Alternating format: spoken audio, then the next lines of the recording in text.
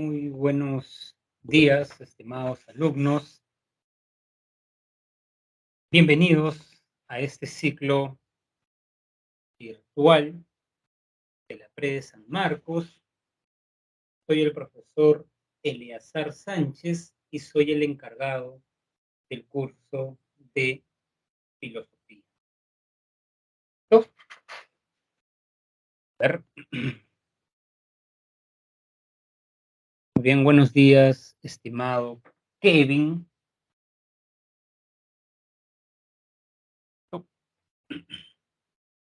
Muy bien, jóvenes. Con ustedes tenemos 2 horas de filosofía, ¿cierto? ¿No? Buenos días, Evelyn. Con ustedes tenemos, según su horario, 2 horas de filosofía, ¿correcto? ¿No? Muy bien. Hola, Kevin. Kevin me comenta que me ha visto en algunos videos de YouTube. Eso es cierto, Kevin, porque te cuento que la Pre San Marcos, antes de la pandemia, ya tenía un curso virtual, claro, ya tenía un ciclo ordinario virtual. Y bueno, yo era el profesor del ciclo virtual desde aquel entonces, antes de la pandemia. Así que sí, un gusto, Kevin, ¿no? Muy bien, muy bien, muy bien. Muy bien. Evelyn dice que ha visto mis videos. Entonces, supongo, Evelyn, que ya usted está versada en el tema. Bueno, son 2 horas, ¿no? Estos grupos me gustan a mí porque uno puede detenerse, explayar, conversar, ¿no? Algunos videos, algunas escenas, de algunas películas, ¿correcto? Entonces, jóvenes, yo les voy a pedir, por favor, estamos en el mundo virtual, eh, enseño clases virtuales y también presenciales, y noto pues la diferencia, ¿correcto? Un problema, jóvenes, de las clases virtuales, porque digamos, o sea, no es un problema en sí, sino que es un problema posible, es la distracción que pueden tener los alumnos, ¿correcto? Así que yo les voy a pedir encarecidamente, jóvenes, encarecidamente, que traten de concentrarse, ¿correcto? O sea, que eviten abrir otras pestañas, ¿correcto? Eh, para que procesen los conocimientos del curso, ¿correcto? ¿No? Para que procesen los conocimientos del curso. Si por ahí les menciono algo que no saben, no lo googleen ahora, por favor, lo hacen después, ¿correcto? O sea, digamos, quiero que estén con sus 5 sentidos, ¿no? Muy bien. Buenos días, estimada Alison.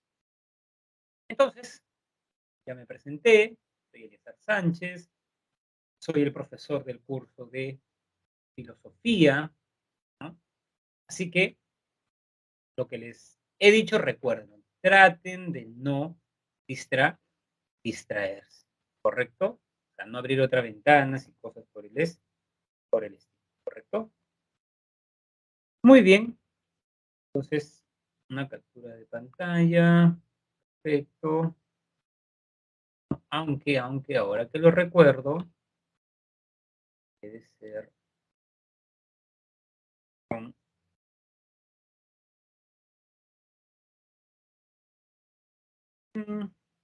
Muy bien, bien,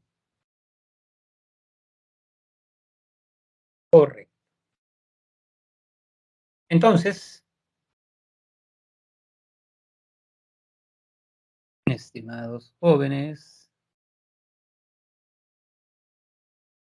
me avisan, por favor, si pueden ver. Otra cosa que les quería pedir, jóvenes, es que cuando les pregunten, traten de responder por el micro, ¿correcto? Porque a veces, por ejemplo, ahorita yo no veo que están escribiendo en el chat, ¿correcto? Entonces, con la confianza del caso, si tienen una pregunta, profesor, tengo una pregunta, y además saben por qué, digamos, jóvenes, hacer eso, porque, a ver, porque le da más humanidad a esta clase, ¿correcto? ¿No? Por el chat es como que yo lo siento personalmente más impersonal, lo siento más impersonal. ¿Correcto? Muy bien, ¿no? Así es, Kevin, ¿no? De hecho que sí, de hecho que sí. La psicología, muchos dicen que nació de la, ¿correcto? Así que, además, ustedes son del bloque E, ¿es eso correcto? ¿No? Porque al bloque E se les enseña 2 horas de filosofía. ¿Es eso cierto, Sí, jóvenes? A ver, profe. Sí. micro, chat. Sí, ya, perfecto, perfecto.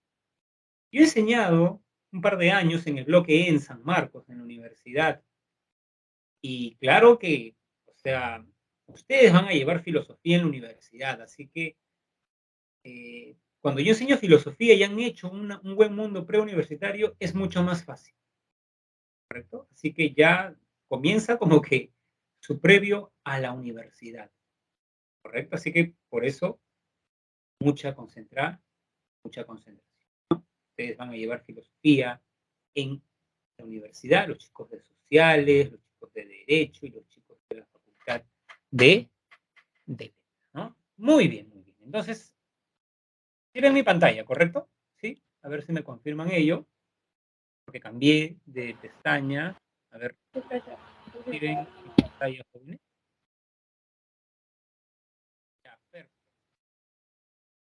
Nociones preliminares de filosofía, ¿correcto?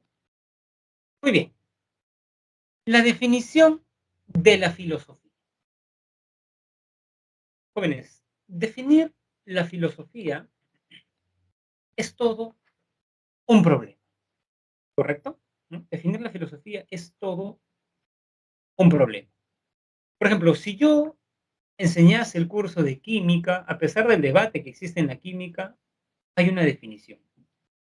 Si yo enseñase el curso de biología, a pesar del debate, hay una definición. Pero sucede que yo les enseño el curso de filosofía y de entrada me topo con una dificultad, un impasse, un atolladero, un problema. Porque los filósofos no se ponen de acuerdo en qué es la filosofía. O sea, no es que los filósofos no sepan qué es la filosofía, lo que pasa es que no llegan a un consenso. Cada uno entiende la filosofía desde un punto de vista personal, subjetivo, y por ello le imprimen su sello propio a lo que entienden por filosofía. ¿Correcto? Muy bien. Por eso se dice, justamente el otro día estaba en Quilca, y vi un librito que leí en la academia. Nunca me lo compré. Nunca me lo compré, ¿no? Que se llama, lo tengo en PDF, ¿no? Que se llama Filosofía para Damis, Filosofía para principiantes. Y yo recuerdo que en la academia, claro que tenía que repasar los cursos, pero me gustaba porque eran con dibujitos, graciosito además, ¿no? Entonces, en ese librito, tengo que recordar que lo leí a su edad, cuando tenía 17 años, encontré esta frase, ¿no? Existen tantas definiciones de filosofía como filósofos existen. O sea, cada filósofo tiene una definición particular, personal de lo que es la filosofía. ¿Correcto? Muy bien. Podríamos acercarnos a la definición diciendo que es la actividad o la afinidad por hacer preguntas. Sí, Juan Pablo, sí. Incluso, digamos, agrego algo más. En la universidad, cuando lleven filosofía, claro que el profesor es libre de elegir con qué textos trabaja los temas. Eso es lo que me gusta de San Marcos, ¿correcto? ¿No? Pero muchos eligen, y creo que está bien, a Bertrand Russell. A Bertrand Russell, que fue pregunta de examen de admisión, les pusieron una parte de este texto. Y Bertrand Russell dice, por ejemplo, estimado Juan Pablo, que el valor de la filosofía es el hacerse preguntas. Incluso él dice que no es tanto responder las preguntas, porque claro, haces una pregunta, ¿tiene sentido la vida? Tomás de Aquino dice que sí, ¿correcto? Pero los filósofos existencialistas dicen que no tiene sentido. Entonces, profesor, ¿quién tiene la definición correcta? O sea, ¿cuál es la opinión correcta?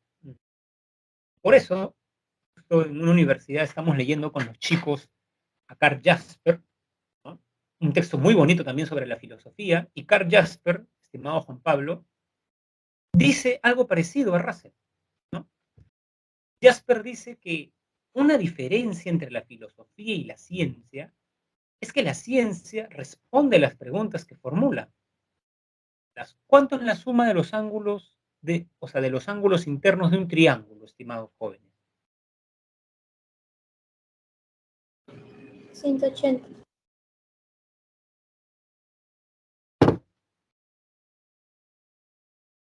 ¿Cuánto es? No sé si alguien habló. Jóvenes, ¿alguien puede decir hola o algo parecido? Porque recuerdo que cuando... A ver, ¿alguien puede decir algo para ver si lo escucho? Sí, profe, ¿me escucha? Miren, no los estoy escuchando. En un momento, bueno, digamos, en un momento voy a salir y entrar, jóvenes, porque sí, yo recuerdo que como yo enseño clases por Zoom, parece que esa aplicación jala mis parlantes y claro, cuando enseñaba en Microsoft Teams, el ciclo no el pasado, sino el penúltimo, sí tenía este impasse, ¿no? Yo hablé, no te escuché. A ver, jóvenes, eso lo soluciono rapidísimo, ¿ya? Un minuto, por favor, sí, necesito escucharlo. Así que...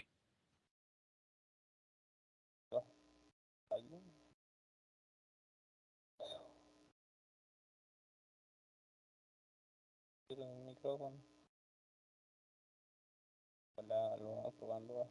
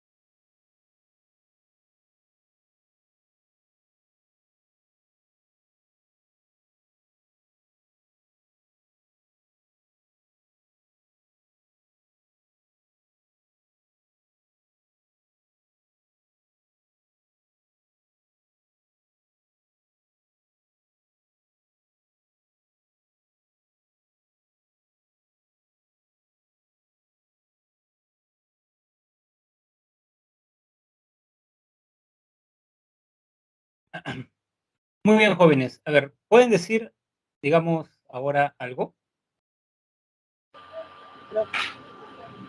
Profesor. Muy bien, jóvenes. Ahora sí los escucho. Sí, ya muy bien, ahora sí los escucho. ¿Ustedes me escuchan?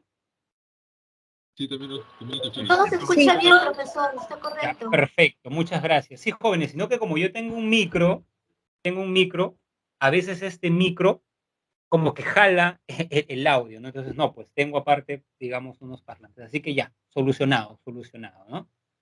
Muy bien, muy bien, muy bien, jóvenes. Gracias por la comprensión. Así que sigamos. Ya decía yo, ¿no? Parecía raro, pero bueno, continuemos. Impases tecnológicos propios del mundo virtual. Ahora sí les hago la pregunta. Estaba comentando, recuerdo perfectamente la interesante pregunta de su compañero.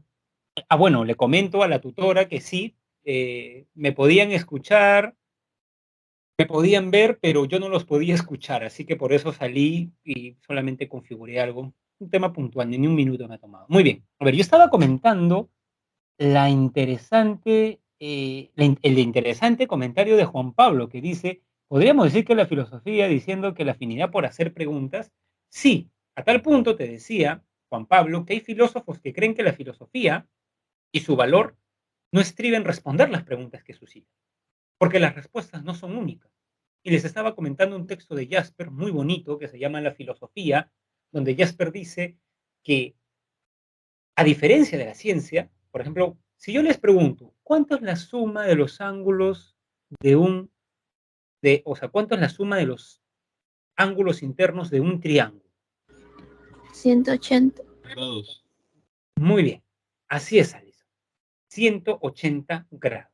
En cambio, si uno pregunta, digamos, ¿cómo puedo ser una buena persona? Como vamos a ver en la semana 13, un filósofo dice que la felicidad o cumplir con la virtud, Aristóteles, Kant dice que es cumplir con el deber, John Stuart Mill, realizar una acción que le genere la mayor utilidad al mayor número de personas. Algo propio de la filosofía, Juan Pablo, es que no hay respuestas únicas a las preguntas. Y por eso muchos creen que tiene que ver con el valor de hacer preguntas. Así es, Alison. Cada uno tiene una respuesta propia. ¿Existe Dios? Hay filósofos que creen que sí existe, otros filósofos creen que no existe, ¿correcto? Entonces, por eso es sumamente importante esto de la filosofía. Profesor, entonces todo el mundo es filósofo.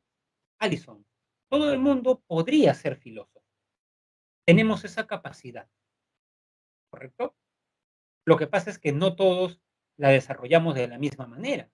A ver, por ejemplo, le pregunto a Jesús Montañez. Jesús, ¿a usted le gusta jugar fútbol? ¿Pulvito? ¿Se me escucha? Sí, sí te escucho, Jesús. Realmente, Bueno, sí lo escuché, pero cuando dijo su respuesta no lo escuché, digamos, muy bien. Ya, perfecto. Creo que dijo sí. no. No le gusta jugar fútbol, ¿cierto? Ya. Muy bien. Entonces, por ejemplo, a algunos chicos de ese salón les gusta jugar pulvito, pero no son Messi, ¿correcto? Entonces, yo creo que, como ha dicho Alison, todos somos filósofos en cierta medida. Incluso Alison, esa es una frase de Antonio Gramsci, el famoso filósofo marxista italiano. Todos somos filósofos porque todos nos preguntamos, ¿la vida tiene sentido? ¿No? Por ejemplo, ¿qué hay más allá de la muerte? ¿Existe un Dios? Cuando nos hacemos estas preguntas, lo que pasa, Alison, es que los filósofos se dedican exclusivamente a eso, ¿correcto? Así como hay un Messi que se dedica exclusivamente a jugar fútbol, los filósofos responden esas preguntas de manera profesional. Pero es cierto, todos somos filósofos, todos nos hacemos preguntas filosóficas, o sea, no es necesario llevar un curso de filosofía para hacernos preguntas filosóficas, ya no las hacemos antes, ¿correcto? Lo que vamos a hacer en este curso es darle algunas posibles respuestas, ¿no? ¿Correcto? Muy bien. ¿Por qué hay algo en cambio de nada?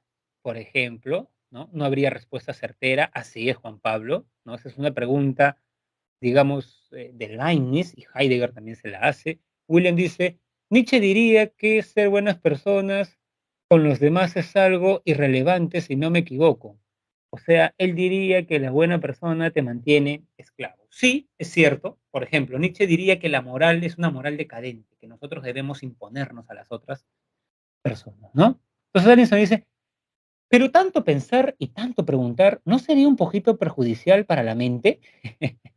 Porque estás ahí pensando y te quedas solo en tu mundo, creo.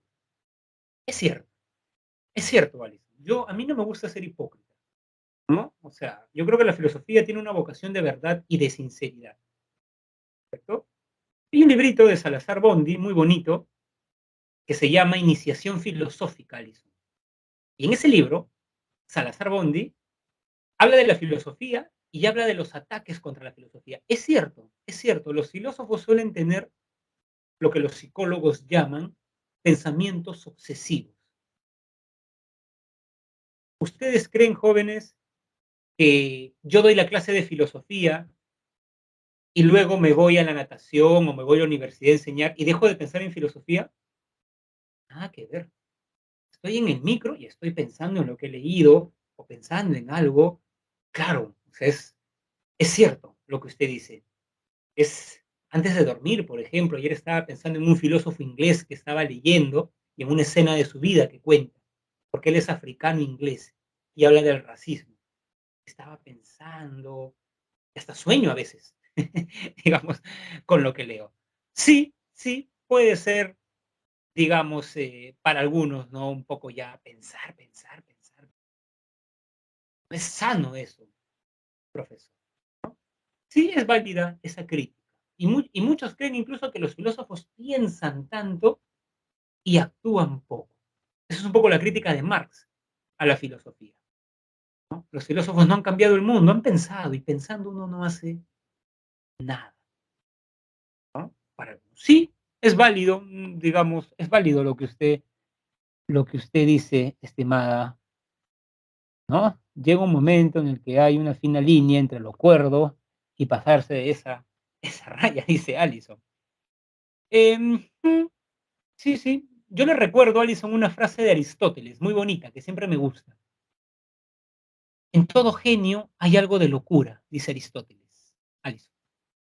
Allison, si usted analiza la vida de los genios, de Leonardo, de Nikola y Tesla, de los grandes hombres, no eran personas normales. Una persona normal, ¿no? Se casa, se va a una fiesta, esto. Los teóricos andan obsesionados con sus temas, ¿no? Los premios Nobel, o sea, de hecho, así que sí, sí, sí, sí, no, no, no, no tengo por qué replicar. Lo que usted dice es totalmente válido. Es más, Alison, le cuento una anécdota. Cuenta, eso siempre me cuenta Platón en el Tetetos, que un día estaba caminando, y a Tales de Mileto le gustaba, el primer filósofo, le gustaba ver las estrellas. Y dicen que estaba caminando y de pronto se cayó a una zanja. Y como ya estaba entrado en años, no podía salir. Y una esclava lo vio a Tales y se le acercó y riendo le dijo: ay, estimado señor Tales, usted por querer ver lo que está tan lejos de usted, no sabe ni siquiera lo que tiene en los pies. ¿No? Claro, pues a veces es como que eres muy obsesivo con tu mundo intelectual. Yo creo que esa es una característica de las personas que se dedican a la filosofía. Son obsesivas con el intelecto. Y eso puede tener ciertos, digamos, puede ser a veces negativo para la vida. Sí, sí, o sea, es cierto, ¿no? Es cierto, ¿no? Digamos, ¿no? En verdad no dormía, o no, o sea, sí duermen, ¿no, Alison? Pero digamos, como que piensan bastante, piensan bastante. A ver, ya me puedo tanto pensar, y a ver, William dice, si nos preguntamos, ¿viviríamos en las cavernas también? Siempre hay que pensar lo necesario. Exacto, exacto. Si no pensamos, ejemplo, no sé, pues, mi papá me dijo, hijo, las mujeres tienen que criar a los hijos. Esa es su función. Entonces yo digo, bueno, ya, esa es su función. Pero si me pongo a pensar, a ver, ¿es cierto lo que dice mi padre? Porque yo no creo que los padres de una compañera en la universidad la hayan enviado a la universidad para que sea ama de casa, ¿correcto? ¿Se dan cuenta? Es necesario detenernos a dudar, ¿correcto, Alison? A dudar sobre lo que nos han enseñado. Pensemos, Alison, que alguien a usted le dijo que usted tiene que casarse con alguien que tiene dinero, porque el dinero lo mueve todo en este mundo. Hay mucha gente que piensa eso, pero si usted se detiene a pensar, puede emanciparse, ¿correcto? Muy bien, ¿no? Dice, si no nos preguntamos, viviríamos ya muy bien, ¿no? Siempre nos vienen esas preguntas justo cuando ya nos queremos dormir. Bueno, cierto, ¿no? Es verdad, creo que sería el ejemplo de Nietzsche que terminó loco. Lo que pasa, Juan Pablo, es que Nietzsche no terminó loco por tanto pensar. Él ya tenía problemas, parece, hereditarios, ¿correcto? Yo no me he vuelto loco, por ejemplo, de tanto pensar y tanto eh, leer, ¿no? Él ya tenía problemas, digamos, mentales, ¿no? Entenla se mantuvo inmaculado toda su vida por la ciencia, es cierto eso, Kevin, ¿no? Muy bien, el término loco por una enfermedad de transmisión sexual, el hombre se despreocupó de la vida y empezó a tener relaciones así, ya, muy bien, ¿no? Muy bien. Muy bien, jóvenes, interesante todos sus comentarios, porque este es un estereotipo. Hay un estereotipo del filósofo como una persona no normal, ¿correcto? Es cierto, o sea, yo lo he vivido, pues, cuando estaba en la universidad, jóvenes, me encantaba leer, por todos los sábados, domingos, de verano, o sea, ¿no? Y mi mamá me decía, hijo, primos van a fiestas con sus amigos de universidad. ¿Por qué no vas? No quiero, ¿no? Quería leer, ¿correcto? Sí, a veces hay esa idea del filósofo como una persona no normal. Pero yo personalmente creo, jóvenes, que nadie mirado de cerca es normal, ¿no? O sea, ¿qué es la normalidad? ¿No? ¿Cuál es la Cada uno línea? tiene sus propios gustos. Exacto, yo creo eso, Alison, ¿no? O sea, a mí no me gustaría ser una persona normal, ¿no? O sea, siempre es bueno tener nuestro sello propio, ¿no? Detenernos a pensar. O sea, digamos, en el siglo XVIII se pensó que era un loco el que creía que iba a llegar a la luna, ¿no? Y el hombre llegó, ¿no? O sea, así que yo, sí, digamos, eh, no sé, no me incomoda la palabra de que no es normal. Más bien la normalidad, creo que en la actualidad puede ser cuestión, cuestión. Yo también creo eso. Yo también creo eso, ¿no? Muy bien, jóvenes. Entonces, ese es un filósofo, ¿no? Y claro, yo les he puesto de manera provocativa el filósofo pensando, ¿no? En una sociedad capitalista, pensando en el mall.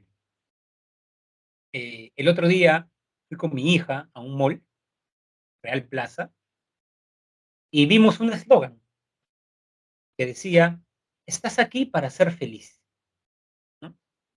Y yo le pregunté a mi pequeña hija si ella creía que estábamos en el mall para ser felices.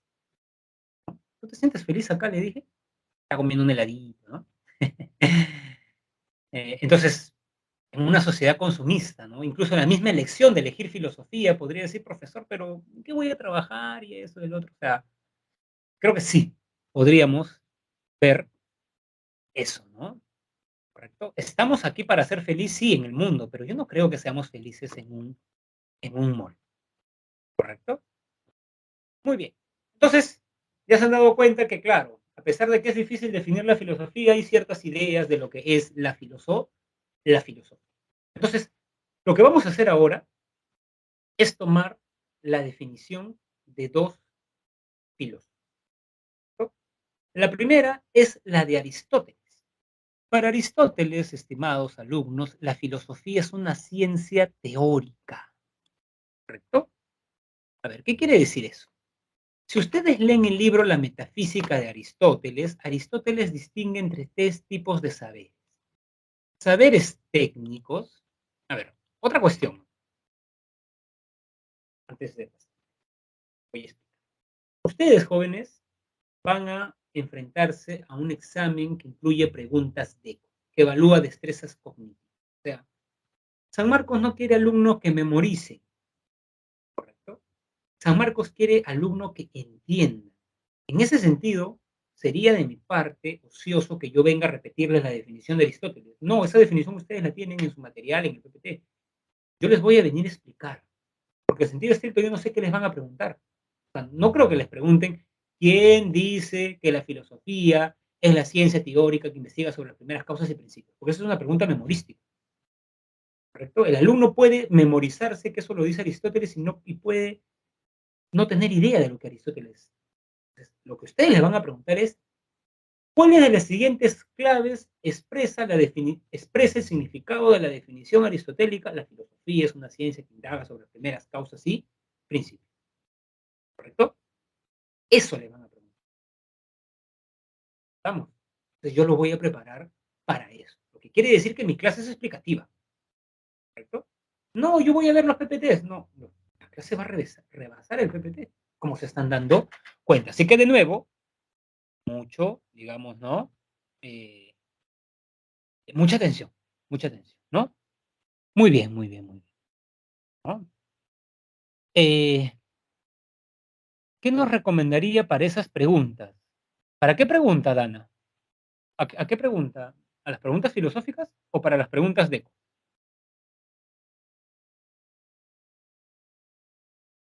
En la aplicación para las preguntas de filosofía o de las... Sí, sí, eso aplica para las preguntas de filosofía, ¿no? ¿Qué le recomendaría? Que esté atenta a la clase. Porque si usted entiende lo que dice Aristóteles, no va a tener ningún problema en la pregunta. Usted debe estar atenta, claro que en recordar esto, ¿no? Aristóteles dice que la ciencia que estudia los primeros principios y las primeras causas, pero ahora, usted debe estar más atenta a eso que viene. ¿Qué quiere decir Aristóteles cuando dice esto? Yo lo voy a dividir en dos partes, ¿no? ¿Qué quiere decir que la filosofía sea una ciencia teórica? Aristóteles dice que hay tres tipos de saberes. Saberes técnicos, saberes prácticos y saberes teóricos. Los saberes técnicos son saberes productivos. Yo produzco, ¿correcto? Yo produzco. ¿Qué quiere decir eso? Por ejemplo, la escultura. Yo voy a estudiar, ¿no? Digamos, pintura, a bellas artes, y luego produzco, hago pinturas, ¿no? Los saberes prácticos son útiles para la vida, ¿no? Acá está el arte, acá está la economía. Aristóteles dice, saber economía es útil. Por ejemplo, si yo gano 4.000 soles y mi esposa 4.000 soles, sabemos que no podemos gastar más de 10.000 soles al mes, ¿correcto? Dos personas, una gana 2.000 y otra 2.000, no pueden gastar 5.000. Esa es la parte aplicativa de saber economía. Son útiles. En cambio, dice Aristóteles que hay un tercer tipo de saberes que no producimos nada con ellos y tampoco son útiles para la vida. Estos saberes son las ciencias. Son inútiles para la vida. Y acá está la filosofía. O sea, Aristóteles dice que la filosofía es un saber inútil en el sentido, estimados jóvenes, que no es que yo aprenda filosofía por lo que me va a reportar filosofía.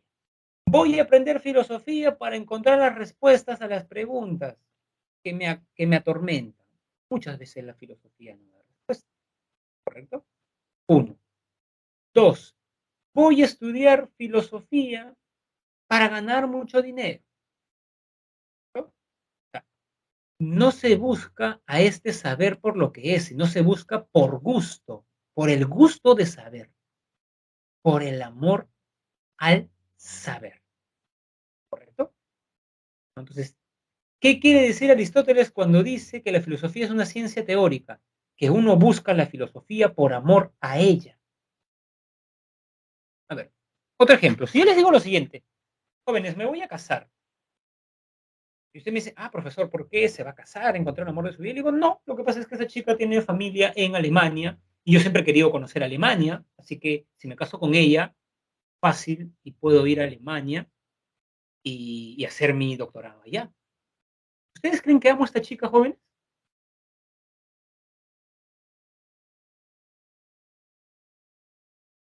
¿La No, amo? profesor. No, profesor. Así es, señor Velázquez, Kevin, ¿no? Así es. Claro, no la amo a ella, la amo lo que ella me puede dar. Entonces, quien elige su carrera, yo voy a hacer esta carrera porque eso me va a dar dinero, eso no es amor, eso parece interés. La filosofía es una búsqueda del saber desinteresada, desinteresada, ¿no? ¿Para qué lees tanto? O sea, ¿qué utilidad vas a tener? La filosofía no es útil, está comprendiendo mal esa persona, ¿no? ¿Correcto? Es como que te digan, ¿para qué amas a esa persona si no tiene dinero? El amor es algo diferente, ¿no? Dinero, correcto. Entonces, dense cuenta ya. Tenemos una primer, ¿no? Muy bien. Profesor, ¿y si pasan las dos cosas? Sí, pueden pasar las dos cosas. De hecho, yo enseño también, Kevin, a chicos que estudian arquitectura, ingeniería, y veo que les gusta. Me explican las cosas, esto, les gusta. O sea, claro, claro que hay personas que, ¿no? Además que yo creo que si estudias lo que te apasiona, como que vas a hacerlo bien, ¿no? Y creo que sí te va a ir bien, ¿no? Puede ser baile, postres. Hay gente que hace postres muy ricos y, ¿no? O sea, yo creo eso, personal, ¿no? Sí, Juan Pablo. Profesor, una pregunta. ¿Cuál es la diferencia entre saberes técnicos y teóricos? En los saberes técnicos yo hago algo con las manos. Por ejemplo, estudio pintura para dominar la técnica del óleo y hacer cuadros como los del Van Gogh. Yo produzco, tecné, yo hago algo, ¿correcto? En cambio, con la filosofía, dice Aristóteles, yo no voy, o sea, no es que voy a estudiar filosofía para hacer algo. Según Aristóteles, no hay un para, no hay un para en la filosofía, sino es un amor al saber por el saber mismo. En cambio, yo puedo decir, ¿no? No sé, tenía una amiga en la universidad que le gustaba mucho la pintura. Entonces yo digo, voy a, digamos, eh, llevar un curso en Bellas Artes y voy a pintar, ¿no? Para impresionarla. ¿Se dan cuenta? Para. Siempre en el saber técnico hay, quiero estudiar esto para. Son esos cursos teóricos prácticos, carpintería. O quiero hacer mesas. ¿Para qué estudias? Bueno, para hacer mesas. Cortar cabello sería también un ejemplo de saber técnico ahora. Claro, esto no habla de ello, ¿no? O sea, llevan clases teóricas, ¿no? Cómo combinar esto, pero para. En la filosofía, Juan Pablo, según Aristóteles, no es la única visión, claro está, no hay ese para. Es una búsqueda del saber por el saber mismo. ¿Correcto? Entonces, estimados jóvenes, está la filosofía, saber teórico, primero. Y segundo, que estudia los primeros principios y las primeras causas. A ver, tenemos acá, a ver, vamos a poner un ejemplo. Causa 1, causa 2, causa 3. Todo lo que existe, dice Aristóteles, existe por algo. ¿Correcto? Todo lo que existe, existe por algo. Muy bien. Por ejemplo, ustedes existen, jóvenes, ¿no? Están acá. ¿Quiénes le dieron el ser a ustedes? O sea, gracias a quienes ustedes existen.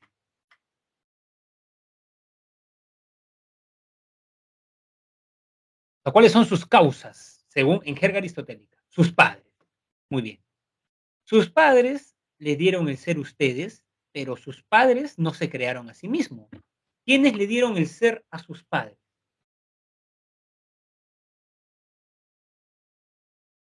Tus abuelos. Los abuelos. Muy bien. Pero de nuevo, los abuelos le dieron el ser a sus padres, pero no se dieron el ser a sí mismos. ¿Quiénes le dieron el ser a sus abuelos?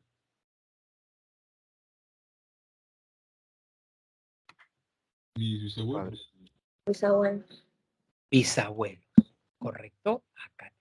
Entonces, ¿se dan cuenta? Podemos ir en una cadena. Según Aristóteles, esto que ustedes han señalado pasa también en el mundo. Yo tengo el mundo, el cosmos, una causa, alguien que le dio el ser. ¿Correcto? Porque todo lo que existe, existe por algo. Si todo lo que existe, existe por algo, esta causa 1 tuvo una causa 2, una causa 3. Sin embargo, según Aristóteles, yo no voy a poder ir en una cadena infinita de causas, sino que en algún momento voy a tener que llegar a la primera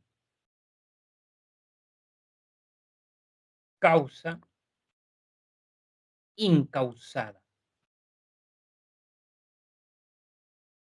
¿Por qué causa? Porque le da el ser a las causas que le dan el ser al mundo. ¿Por qué incausada? Porque no recibe el ser de ninguna causa anterior. Y esto es lo que Aristóteles llamó Dios. Claro que Aristóteles no era cristiano, pues no estaba pensando en el Dios, digamos, en el Dios en el que nosotros usualmente creemos. No, Dios. Entonces, ¿qué les quiero decir con esto? Que si en el primer examen les ponen la pregunta, ¿qué significa, ¿no? ¿Qué significa la frase de Aristóteles? La filosofía es la ciencia teórica que estudia los primeros principios y las primeras causas. Y en las claves debe estar la alternativa que la filosofía es un saber desinteresado, es una búsqueda del saber por el saber mismo, y que el objeto de estudio de la filosofía es Dios. El alumno que marca esa clave, San Marcos sabe que ha comprendido. No solamente ha memorizado, sino que también ha comprendido. ¿Correcto? Muy bien. Entonces, eso dice Aristóteles, ¿no? Aristóteles. Muy bien. En ciencia, dice Allison, estamos hechos de átomos. Bueno, esa es una idea también, Allison, de un filósofo griego, Demócrito. Demócrito, ¿correcto? Incluso podríamos decir que somos, digamos, tenemos genes, una combinación que provienen también de nuestros padres, ¿correcto? Muy bien, entonces para Aristóteles la filosofía es una ciencia, ¿correcto? Tenemos acá lo que dice Aristóteles. En cambio, para este filósofo austriaco, Ludwig Wittgenstein, la filosofía no es una ciencia. Lo dice así, tal cual. La filosofía no es una ciencia. ¿Por qué la filosofía no es una ciencia para Wittgenstein? Porque la ciencia, produce conocimiento. Si yo hablo con un químico y le digo, o con un físico, ¿cuáles son las verdades a las que ha llegado la ciencia? ¿No? Él me diría, bueno, puedes leer las obras de Newton y vas a encontrar verdades, las leyes, la inercia, la gravitación, ¿correcto? ¿No? Lee a Einstein, a Max Planck, a Schrödinger. Se ha llegado a verdades, se han respondido muchas preguntas. A ver, señor matemático, dígame algunas verdades. La suma de los ángulos internos de un triángulo es 180 grados, ¿no? Por ejemplo, si tengo acá, ¿no? Damos alfa y beta. Si beta vale 100, alfa vale 80, porque esto vale 180 y toda la circunferencia 360 y de ahí las paralelas y comienzan el teorema de Pitágoras, ¿se dan cuenta? O sea, yo cojo un libro de matemática, de biología y hay verdades. Esas ciencias han llegado a verdades, ¿correcto? Pero la filosofía no, dice Wittgenstein, ¿no? La filosofía, como hemos visto, no responde fundamentalmente las dudas que suscita, ¿correcto? ¿No? Entonces, no produce conocimiento, entonces no es una ciencia, ¿correcto? Sino es una actividad que consiste esencialmente en esclarecer las proposiciones del lenguaje. A ver, esto necesita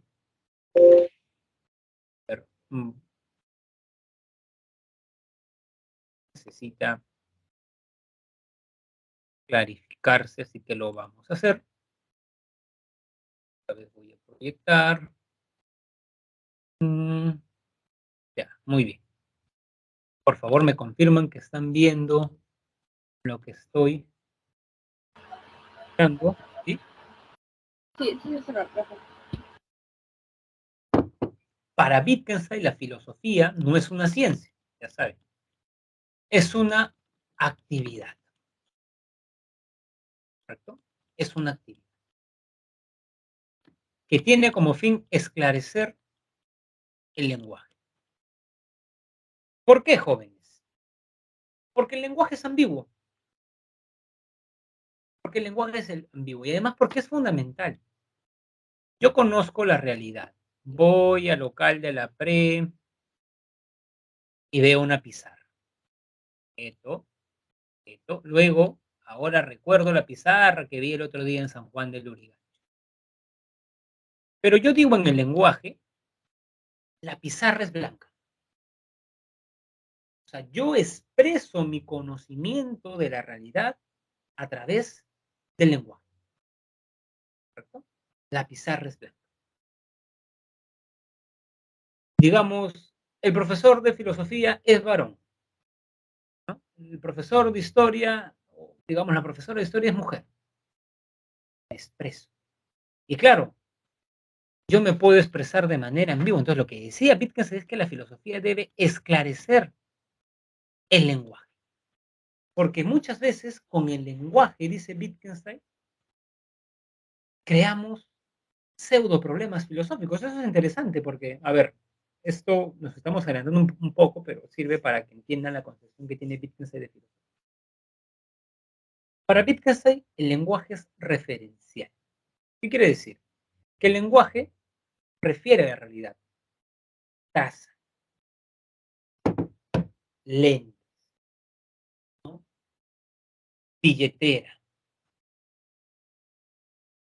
tarjeta, ¿correcto? ¿No? Cuaderno, refiere a la realidad. ¿Estamos? Sin embargo, dice Wittgenstein, hay conceptos como Dios. ¿A qué ente de la realidad refiere Dios, jóvenes? A ver, señalen. Cuando yo digo libro, ¿no? Separador de libro. Algo abstracto, Dios. O sea, ya, algo abstracto, es cierto. Pero el problema con lo abstracto, estimado alumno Kevin, es que, a ver, si yo les digo, ¿no? Los metales se dilatan, ¿ustedes pueden comprobar eso y saber si es verdad o falso? A ver, le digo, los metales se dilatan. ¿Eso se puede comprobar? Sí, muy bien, porque hay experiencia empírica. Ahora, si yo les digo, Dios es bueno o Dios es varón, ¿eso se puede comprobar? No. Así es. Y para Wittgenstein, he allí el problema, he allí el problema de la filosofía. Que la filosofía se hace preguntas que como no hay experiencia, uno dice una cosa, otro dice otra cosa. O sea, no hay conocimiento, porque hay conocimiento cuando hay experiencia. Entonces, Dios existe, Wittgenstein dice en el prólogo del Tractatus Lógicos Filosóficos, un problema es algo que se puede resolver.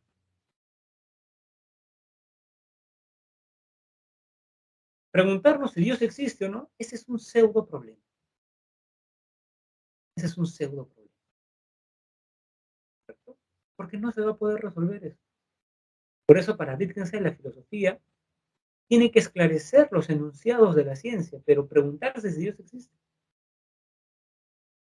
Eso, creo que eso es suficiente sobre Wittgenstein y quiero que entiendan lo siguiente. Entonces, para Aristóteles la filosofía era una ciencia. Para Wittgenstein es una ciencia porque no produce conocimiento.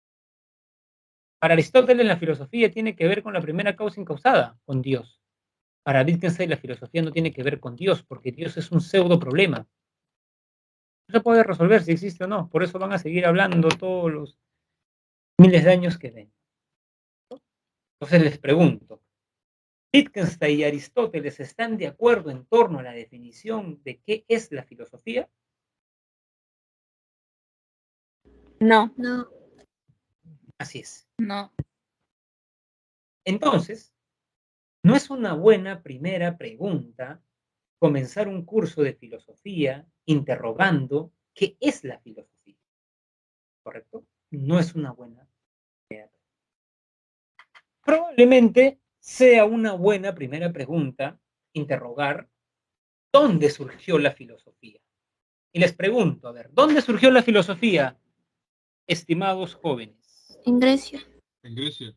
Muy bien, así es, en Grecia. Es más, la misma palabra filosofía es una palabra griega, ¿correcto? Muy bien. Está compuesta, como pueden ver ustedes, de dos frases. Amor, primero, y luego Sofía, sabiduría. Ahora, ¿qué tipo de saber es la filosofía? Y volvemos a Aristóteles.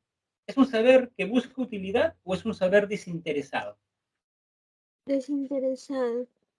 Es un saber muy bien, desinteresado. Y segundo, o primero, es un amor. Es un amor. ¿Qué quiere decir eso? Que uno ama saber.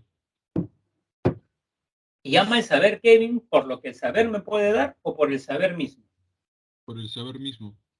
Así es. Por el saber. Incluso hay algo más que deban saber. ¿Cómo se entendía el amor en la cultura griega. En la cultura griega, jóvenes, ¿no? Y sin respuestas, eso es discutible, estimada Alice. Porque claro, usualmente algunos filósofos, Bertrand Russell, Karl Jasper, dicen que la filosofía no da respuesta. O sea, no es lo propio de la filosofía. Sin embargo, si ustedes cogen el libro de un filósofo, cualquiera, Kant, por ejemplo, hay respuestas. Hay respuestas. Por ejemplo, este libro, ¿no? Comienza hablando sobre cómo debe ser una buena persona. Y Kant dice que una buena persona es la que cumple con el deber. Eso es lo que dice. Lo que pasa es que eso dice Kant en el siglo XVIII. Luego viene John Stuart Mill y dice, no, no es cumplir con el deber, es cumplir con el principio. O sea, no hay respuestas únicas, Alison. No es que no haya, claro que cada filósofo, si tú lees el libro de un filósofo, no es un conjunto de preguntas. Claro que el filósofo ensaya una respuesta, pero el problema es que él ensaya una respuesta. Luego viene otro de otra respuesta, otro de otra respuesta. Un conjunto de... ¿Correcto? Muy bien. Muy bien. Entonces, tenemos eso. Les estaba, digamos, comentando que cómo entendían los griegos el concepto de amor. Ellos. Para los griegos, llamados jóvenes, el amor denota insuficiencia. Y eso lo cuenta Platón de manera muy poética en un diálogo. Platón dice que en los albores de la humanidad habían tres géneros: varones, mujeres y androgónicos. Los androgónicos eran una suerte de hermafroditas, es decir, tenían los dos aparatos reproductivos. Y como se satisfacían a sí mismos, no, digamos, no gastaban fuerza, tiempo, energía en buscar a otra persona y en lidiar con ella, entonces se concentraban en sí mismos. Eran muy inteligentes, fuertes, pero tuvieron la osadía de querer, digamos, destronar a los dioses.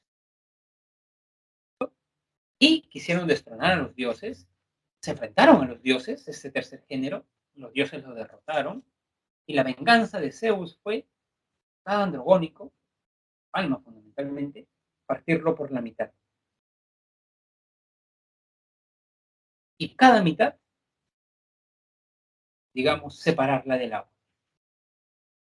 Y lo que dice Platón es que desde aquella vez, esa mitad busca a la otra mitad. Esa idea de la media naranja. He encontrado mi media naranja, dice, ¿no? Correcto, ya, esa es una idea platónica griega.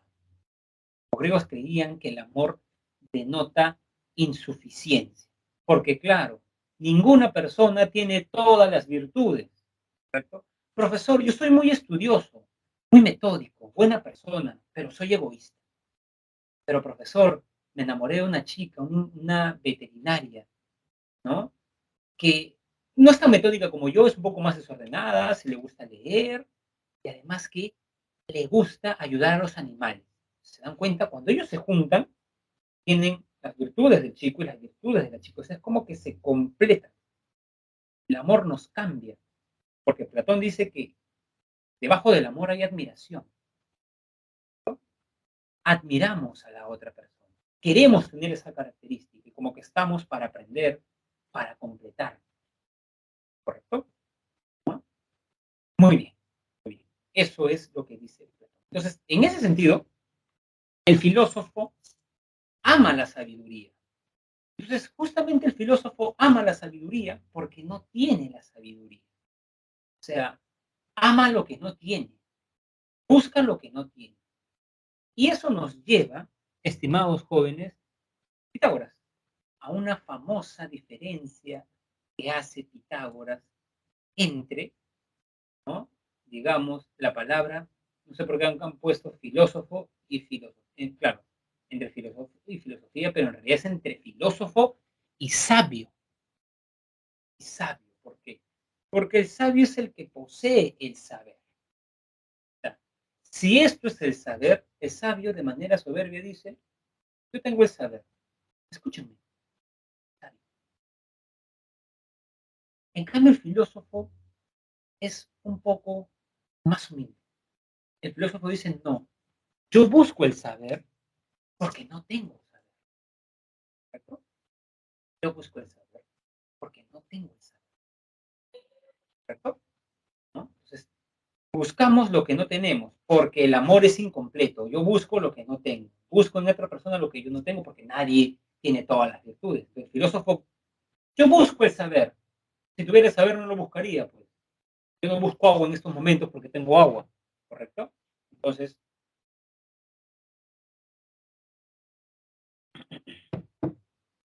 hay una diferencia entre filósofo y sabio. Y eso lo cuenta Herodoto cuando dice que un rey le preguntó a Pitágoras, ¿y tú a qué te dedicas, sabio ilustre? Y Pitágoras lo miró y le dijo, yo no soy sabio, yo busco el saber.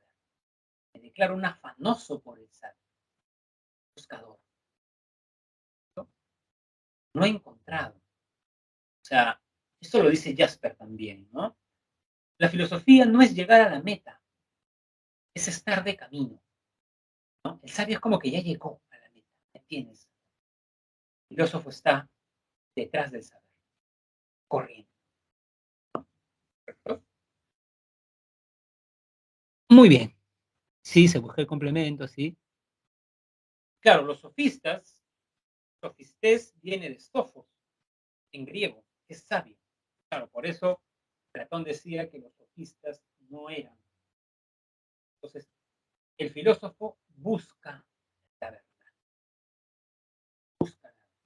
Dense cuenta, busca. Estoy buscando el amor. Se entiende que no lo he encontrado, ¿no? Porque si uno ya encontró el amor, ¿para qué anda buscando? ¿No? Busco pareja, se supone que no tiene, ¿no? Porque si tiene pareja, busco la verdad, busco el saber, porque justamente no lo tiene. ¿Correcto? ¿No? Muy bien. La filosofía surgió en Grecia, ¿no? En una colonia, lo que actualmente es Asia Menor, en Jonia, el primer filósofo es Tales. Esto también es importante. El primer filósofo es Tales de Mileto. Pero el primero en llamarse filósofo, a quien dijo, no soy un sabio, soy un filósofo, fue Pitágoras. El primero en autodenominarse filósofo fue Pitágoras. Muy bien. ¿No? Ese es el origen cronológico. Surge en Grecia. Ahora vayamos al origen circunstancial. Por ejemplo, ¿no? Según Aristóteles, aquello que llevó a los hombres a filosofar fue el asombro o admiración. A ver, ¿qué es el asombro, jóvenes, o la admiración?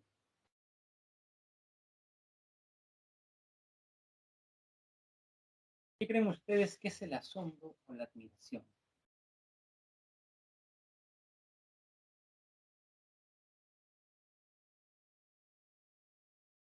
Una emoción, ya muy bien. ¿Qué más? ¿Qué de particular tiene esa emoción, Alison? Porque el amor también es una emoción, el odio también. ¿Qué más? Ya, es una emoción, es cierto, comenzamos bien. ¿Qué más? Una emoción sobre el saber. Ya sobre el saber. Bien.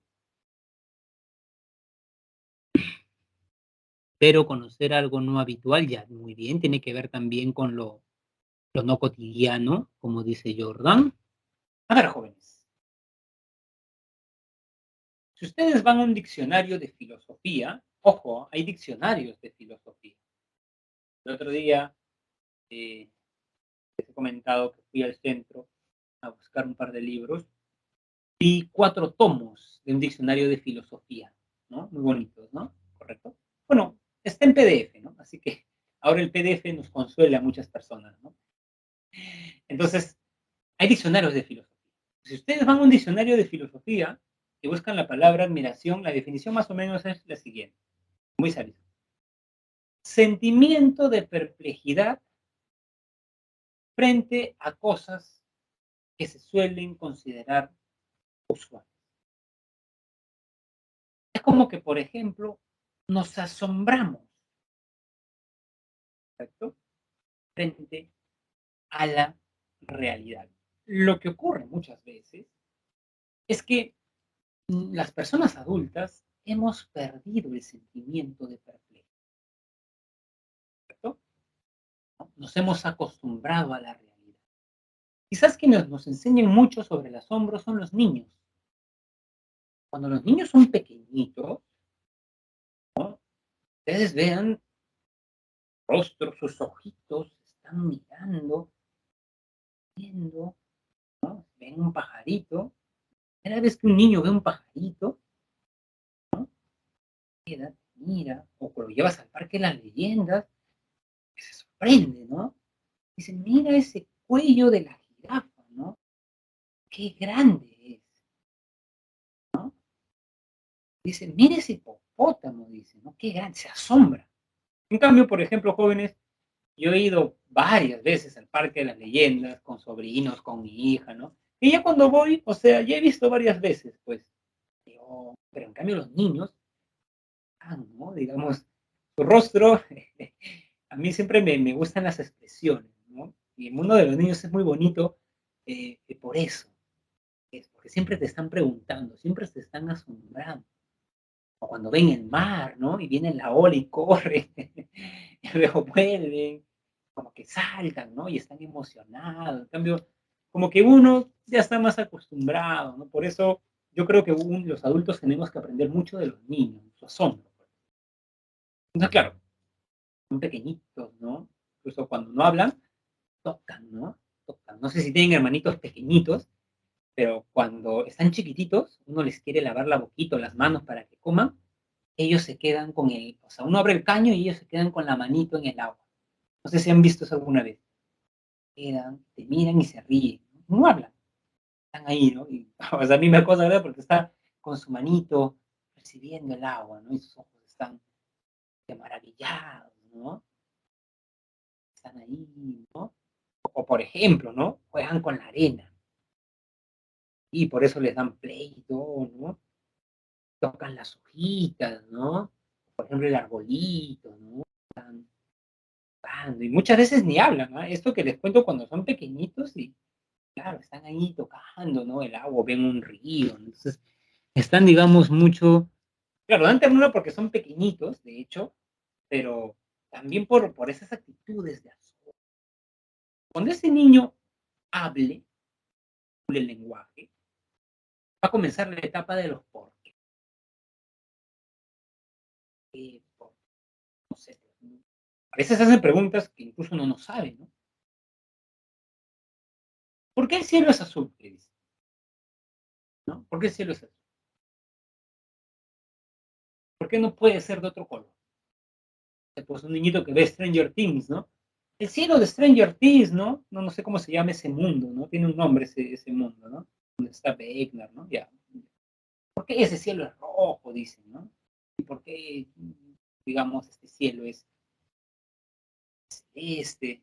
¿Por qué te preguntan? ¿No? Yo recuerdo que alguna vez un sobrinito estaba viendo cómo jugábamos vóley, ¿no? En familia. Y estaba mirando, ¿no? Porque era muy pequeñito y no podía jugar todavía, lo pusimos de árbitro, ¿no? Y este pequeñito preguntó, o sea, supongo que no, supongo, no estoy especulando, que dio la pelota de un lado a otro. Y de pronto vio el sol, que era como una pelota. Y preguntó, ¿no? ¿Por qué el sol no se cae? ¿No? O sea, ¿por qué? O sea, no, sí, cae, ¿no? Una vez un niñito me preguntó, ¿por qué el vaso no se cae? O sea, ¿por qué está así? ¿No? ¿Correcto? ¿Por qué no, digamos, se cae?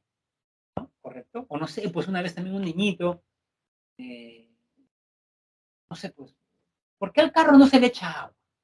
¿Qué tiene la gasolina que no tiene el agua? Yo no tengo ni la más mínima idea de eso, ¿no, jóvenes? O sea, se dan cuenta, nos hacen preguntas y claro, y cuando uno le responde, por gravedad. ¿Qué es la gravedad? Es la fuerza que atrae dos. ¿Qué es una fuerza? A decir verdad, Newton nunca define la fuerza, ¿no? La operativiza, ¿no? Da una fórmula, pero no la define. ¿No?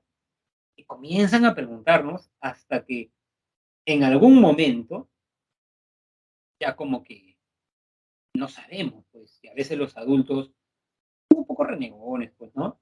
Y dicen, ya, ¿por qué es así? ¿Por qué es así? Eh, ¿Perdón? Creo que quería comentar alguno de sus compañeros. ¿Parece? ¿Sí? Escuché una voz. Y luego, si quieres preguntar algo, Graciela,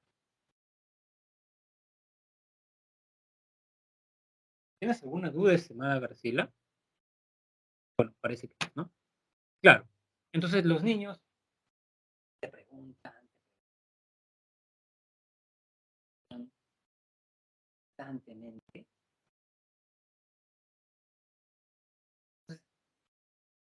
Se asombra. Una persona también, los filósofos se asombran, ¿no? ¿Por qué la luna no es la misma? ¿No? ¿Por qué, digamos, en esta ciudad las mujeres no pueden votar y en Perú sí? ¿No? ¿Por qué en Europa las personas tienen un amor, creo yo, más racional, ¿no? O sea, su chica puede salir con sus amigas, pero creo que el amor latinoamericano es más asfixiante, ¿no? Porque asfixia en algún momento en realidad. ¿Qué? ¿Por qué, digamos, no? Pues nos comenzamos a preguntar, ¿no? O, por ejemplo, preguntas algo maliciosas también, ¿no? ¿Por qué dos personas tienen que tener exclusividad cuando son pareja? ¿No? ¿Por qué no practicar una suerte de free love? ¿No? Libre, ¿no? O lo que llama Nietzsche, ¿no? El espíritu libre. Porque cuando estaba en la universidad, un amigo me decía, me he enamorado de una chica que es un espíritu libre, ¿no? Y yo le decía, ¿qué me quieres decir con eso? No, que no quiere tener una relación, ¿no? Claro que a veces podríamos preguntarnos, ¿no? O sea, ¿por qué? ¿Por qué? Bueno, hay claros argumentos de por qué el amor implica la monogamia, ¿no? Que son, digamos, hasta biológicos, ¿no? Los celos son biológicos, ¿no? O sea, el hombre es celoso con su mujer porque quieres, digamos, tener la certeza que esos niños que está criando son sus hijos. Y en el caso de la mujer, porque la mujer intuye que si el hombre tiene más hijos, como que ya no le va a dar tanto a sus hijos como, ¿no? Cuestiones hasta biológicas, podríamos decir. Pero también hay cuestiones culturales, ¿no? Sobre la monogamia, la poligamia. Entonces podríamos filosofar sobre eso, sobre el amor, o por qué las personas engañan a otras. ¿No? Podríamos, ¿no? Filosofar de cosas, uf, o sea, podríamos filosofar sobre muchos temas, ¿correcto? Muy bien. ¿A este punto tienen alguna pregunta, estimados jóvenes?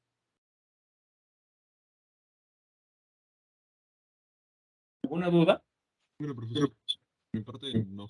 No, profesor, ninguna. ¿Alguna?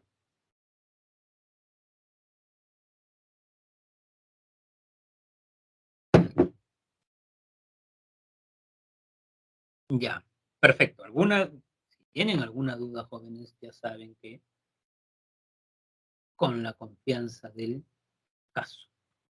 Muy bien, sigamos entonces. Sigamos. Muy bien. Ya sabemos que la filosofía, como hemos visto, ¿no? La filosofía surgió en Grecia. Ahora, alguien podría preguntar, y con razón creo yo, ¿qué tuvieron los griegos, profesor, que no tuvo? ¿Por qué la filosofía surgió en Grecia? ¿No? ¿Por qué la filosofía no surge en el mundo inca, en la civilización azteca, en las civilizaciones africanas? ¿Por qué no surgió en China? ¿Por qué no surgió en la India? O sea, ¿por qué? Que nace en Grecia, profe, y de ahí se expande con el Imperio Romano a toda Europa y después los españoles lo traen a América. Así es. Y Kevin, ¿Qué tenía Grecia que hizo que la filosofía surja en Grecia? ¿Por qué no surgió en otra parte del mundo? ¿Por qué? ¿Qué tenía? El sistema social, profesor. Ya, muy bien. El sistema social, supongo que se refiere al esclavismo. Sí, tenía un tiempo libre para pensar en diversas cosas. Muy bien. Para luchar contra una clase social. Ya, para luchar contra una clase social, ya, digamos, de los amos. ¿Qué más? O sea, ¿por qué? ¿Por qué surge en Grecia, jóvenes, la filosofía? No tenía religión. Porque querían dejar de pensar en los mitos. También, muy bien, el paso del mito a logos. 10, ¿no? Claro, hay factores. Eso es lo que se llama condiciones. La cultura griega tenía ciertas condiciones. Por ejemplo, había una religiosidad, sí, pero no había una doctrina fija, ¿correcto? Ni textos sagrados, ni una clase sacerdotal. Es más, los mitos griegos no los cuentan sacerdotes. Los mitos griegos, estimados jóvenes, lo cuentan poetas, Hesiodo y Homero. Ellos cuentan. Además, los mitos griegos son dúctiles, o sea, no acaban de la misma manera. Ejemplo, Hesiodo. Por ejemplo, por citar un caso. En la Teogonía, que es un libro de Hesiodo, Zeus le dice a Prometeo, que era un titán, un gigante. Prometeo, no le des el fuego a los seres humanos. Y Zeus lo escondió en un árbol. No quería que los seres humanos dominen el fuego. Y Prometeo desobedeció. Y le dio el fuego a los seres humanos. ¿Qué hizo Zeus? Le envió una mujer para que lo desgracie. O sea, ¿ese mito es machista? Sí. Ese mito dice, las palabras son casi textuales, yo a cambio de ese bien te daré un mal, con el cual creas que te he dado un bien y acaricies tu desgracia. Y envía a los dioses. Pues a Hermes le dice, enséñale a ser mentirosa. Afrodita, enséñale a ser seductora. Atenea, enséñale a tejer. Y le envía a la primera mujer. Y Pandora abre la caja de los males y salen todos los males. El castigo para Prometeo y la humanidad en el mito de Prometeo y Pandora, que está en Teogonía, es la mujer. En Trabajos y Días, que es otro libro del mismo Hesiodo, el mito termina de otra manera. Zeus, ¿qué es lo que hace? Castiga a la humanidad haciéndolos trabajar. Antes de eso, los seres humanos no trabajaban. Luego los va a hacer trabajar. ¿Correcto? Si ustedes leen a Esquilo, Esquilo cuenta otra historia. Un águila viene y le come las entrañas a Prometeo. Y durante la noche sus entrañas se regeneran y al día siguiente vuelve a comer. Profesor, me preguntó alguna vez un alumno en la universidad, ¿cómo termina el mito? Me ha mareado. Termina de las 3 maneras. Porque no había una casta sacerdotal que diga, esta es la interpretación correcta. Recuerdo que una vez un niñito me preguntó, ¿Jesús tuvo hijos? Y yo le dije, bueno, según algunos libros apócrifos, Jesús se fue con María Magdalena, ¿no? Ustedes saben que hay, digamos, una teoría que sí, ¿no? Jesús, digamos, tuvo una familia con María Magdalena. Claro, pero si yo digo eso, un cura dice, a ver, señor, acá está la Biblia. ¿En qué parte dice eso? Lo que pasa es que hay libros de la Biblia que han sido, ¿no? Claro, hay una casta sacerdotal y hay una interpretación correcta. O sea, tú no puedes decir, Jesús dijo que hay que amar a todos, así que Jesús se besó con Pedro. ¿Qué está eso? ¿No? O sea, uno no puede hacer eso, ¿se dan cuenta? Porque en el cristianismo hay sacerdotes y hay una casta sacerdotal. Y si tú dices algo en contra, te mataban, te quemaban, ¿correcto? Así que ese, creo que lo dijo uno de ustedes, es un factor clave, pues, ¿no? La falta, o sea, la religiosidad no era muy fuerte en Grecia. Y eso permitió, como dijo, creo que fue Allison, que los griegos critiquen sus mitos, ¿correcto? Todos los primeros filósofos criticaron sus mitos y no los crucificaron. Pero en cambio Jesús se reformuló las leyes de Moisés, ¿no? Y no, pues no le cayó bien a los judíos, ¿no? En esa escena de María Magdalena, Moisés decía, o las leyes antiguas decían que cuando una mujer es descubierta siendo infiel en el acto, habría que apedrearla y matarla. Eso se debía hacer. Entonces, le preguntan a Jesús de manera provocadora, ¿no? Jesús, ¿qué debemos hacer acá? Y Jesús dice algo genial, ¿no? Que lance la primera piedra el que esté libre de pecado. Jesús pudo haber lanzado la piedra, pero no lo hizo. Jesús, digamos, fue revolucionario, de hecho que sí, ¿no? Quería revolucionar la moral de su tiempo. Además, revolucionar la moral basada en el amor, un concepto muy fuerte. Pero no se le vio bien, pues, ¿no? Terminó. Muy bien, muy bien. A ver, veo, ¿no? Sí, ¿por qué no pudo ser un animal? La verdad, que es su favorita entre las 12 apóstoles, así decían. Sí, así dicen algunos, ¿no? William Defoe actúa en una película como Jesús y en esa película Jesús tiene familia con María Magdalena. Kevin, ¿te refieres a la última tentación de Cristo? Creo que esa es la película, ¿no? Cineasta es Scorsese, me parece. ¿No? Ya, muy bien. Sí, pues, ¿no? Entonces, película recomendable, joven, película recomendable, ¿no? Entonces, esas personas en esos tiempos seguían las leyes que estaban mal interpretadas, ¿no? Bueno, es que una ley implica interpretación, ¿cierto? Muy bien, muy bien. Ahí está el factor religioso. Factor geográfico, el intercambio comercial. A ver, cuando uno se topa con una persona de otro pueblo, de otra cultura, relativiza su forma de ver el mundo. Piensa, los griegos eran machistas, los egipcios no, tuvieron una faraona, Cleopatra, ¿correcto? Entonces, jóvenes, por ejemplo, imagínense un griego conversando con un egipcio. El egipcio dice, bueno, mi mujer me ayuda con la contabilidad, esto, el otro. Entonces, un griego, o sea, una persona después de conversar con otra persona de otra parte del mundo, hay las cosas distintas. Entonces uno dice, entonces, lo que me han enseñado de que el hombre es superior a la mujer es una forma cultural, o sea, no es que sea así, es una forma cultural, ¿no? Cuando viajen alguna vez y vean a un árabe con sus 4 esposas, ¿no?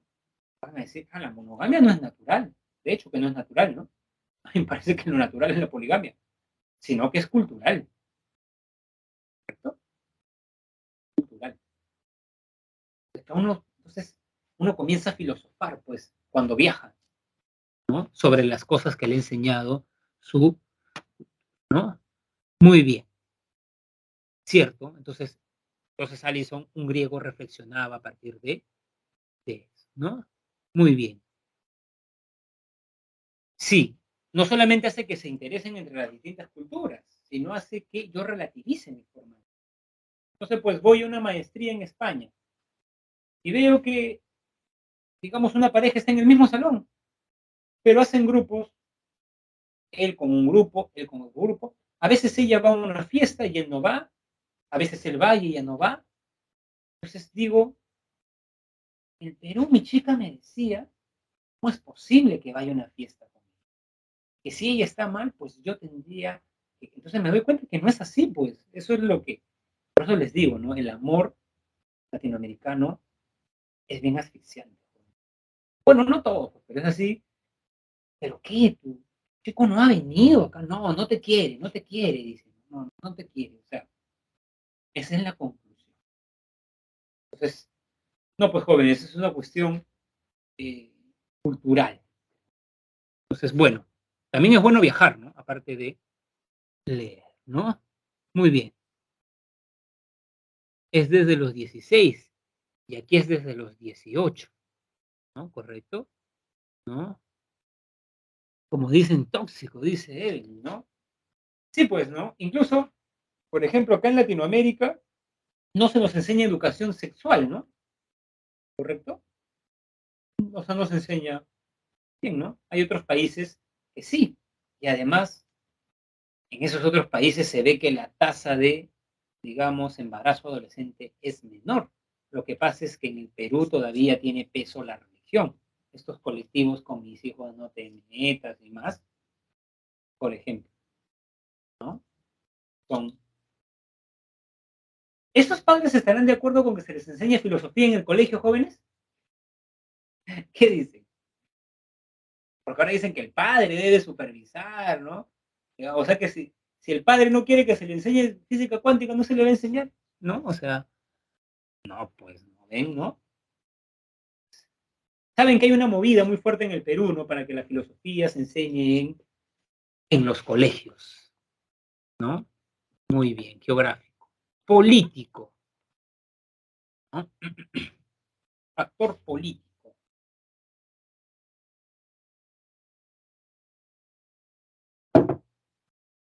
La democracia, ¿no? El factor político es la democracia.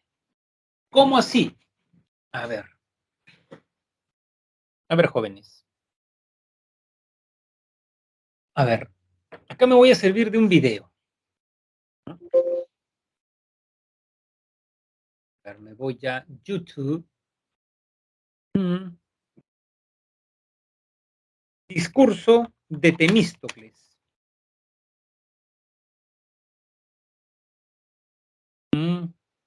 Ya, muy bien. Sí.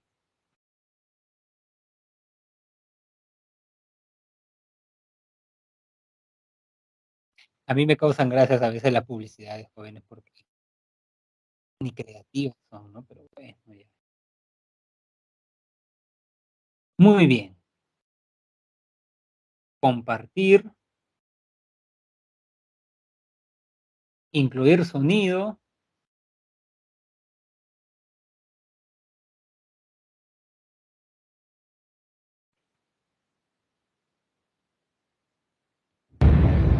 Debería ser un poco más que una formalidad para Temístocles. ¿Se escucha, jóvenes? Sí, Sí, escuché. sí, profe, profesor. Sí, profesor. Sí, se escucha. Y se ve, obviamente, ¿o no? Sí. Oh, Sí, también. Es que de pronto a mí la vida me ha enseñado a ser preciso en el lenguaje. Porque de pronto sí escuchamos todo, pero no vimos. Entonces, mejor, jóvenes, ¿no? Parece una pregunta redundante, pero ya. Miren. A ver, jóvenes. Ya sé que se ve esto. A ver, les voy a poner el contexto, el telón de fondo. Los griegos eran democráticos. O sea, demos, pueblo, kratos, gobierno, el gobierno o el poder del pueblo. El pueblo tomaba las decisiones. Hay que hacerle la guerra a los persas. Se votaba, se hablaba, se conversaba.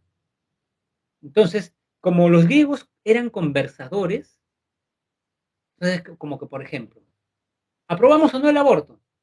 No es como ahora, que no, todos iban al agua, todos los que eran ciudadanos y hablaban. Entonces, para yo persuadir y quiero que gane, pensemos, yo soy en contra del aborto, quiero que gane esa opción, pues debo pensar en mis argumentos. ¿Qué argumentos voy a decir?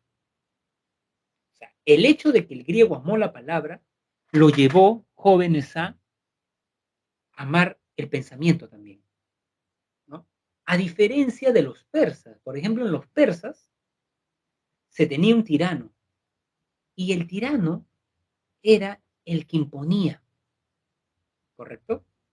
El que imponía. O sea, él imponía, ¿no? Entonces, él, por ejemplo, Jerjes, en la guerra, Jerjes no preguntaba, Jerjes iba. Entonces, terreno fértil para la filosofía es la democracia, porque en la democracia tú conversas, preguntas, debates, Y ahí surge la filosofía. En cambio, si estuviéramos en un régimen totalitario, no surge, pues, porque el que decide es el de arriba. ¿Correcto? Muy bien. A ver, jóvenes, voy a volver a proyectar y ahora quiero apagar yo mi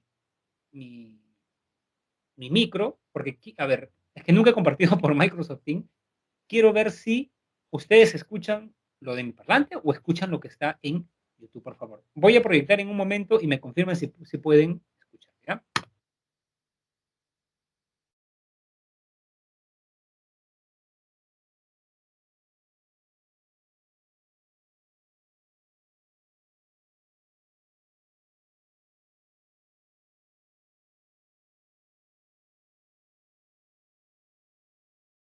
No se escucha el video, profesor. ¿Qué, profe? El video no se escucha.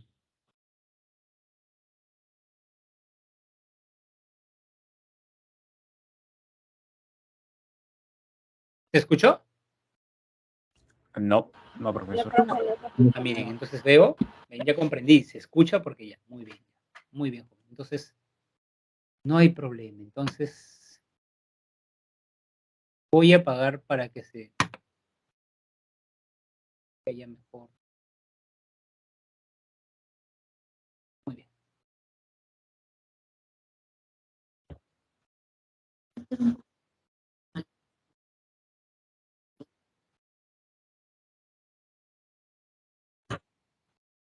Todavía no se escucha, profesor. Se lajea. Exacto, no se escucha. Se escucha entrecortado. ¿Perdón? Se escucha entrecortado, profe. Yo no lo escucho. Se raya en varias partes. Yo sí no lo escucho nada. Yo tampoco, no lo escucho nada. A ver. Dejar de compartir. Pantalla.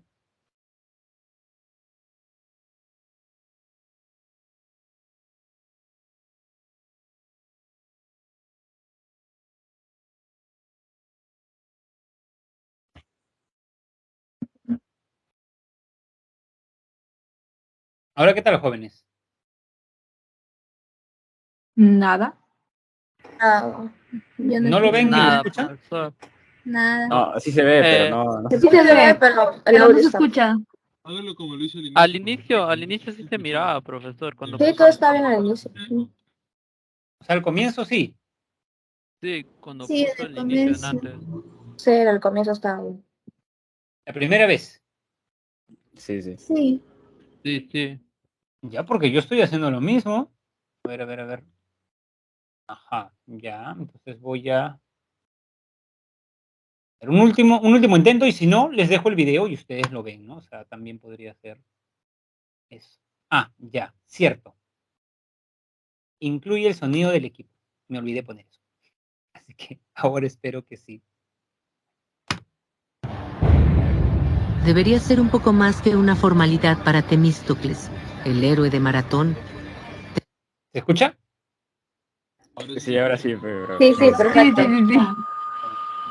Sí, profesor. A ver, jóvenes.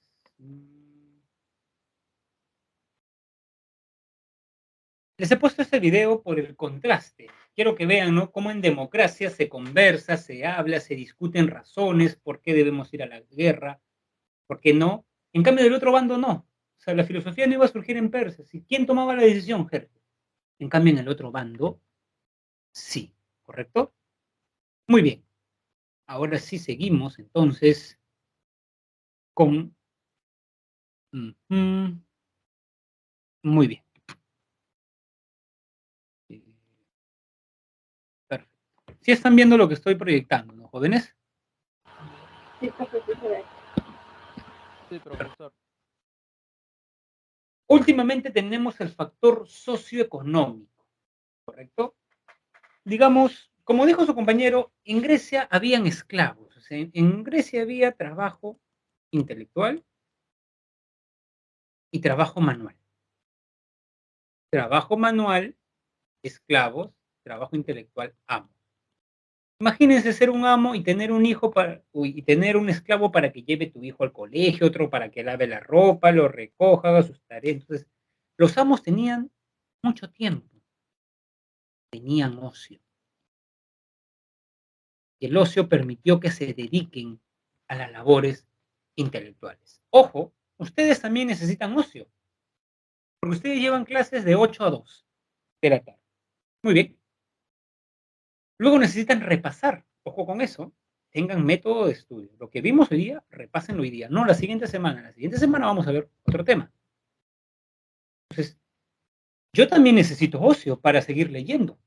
Para hacer mis tesis he tenido que tener ocio, tiempo libre. ¿Correcto? Entonces, eso es algo fundamental, jóvenes, en la cultura griega, como dijo uno de sus compañeros. Ellos tenían tiempo libre. Entonces, los amos fueron filósofos porque tenían tiempo. ¿No? Muy bien. Ahora, ya vimos un poco, ¿no?, de la filosofía, cómo surge en Grecia. Ahora lo que vamos a ver, estimados jóvenes, es la actitud filosófica, ¿correcto? ¿No? Muy bien. ¿Qué, por ejemplo, jóvenes, ¿no? A ver. Digamos, ¿en qué se distingue la filosofía, estimados jóvenes, de otros tipos de saberes? A ver, ¿cuál creen ustedes que es la diferencia entre filosofía y ciencia?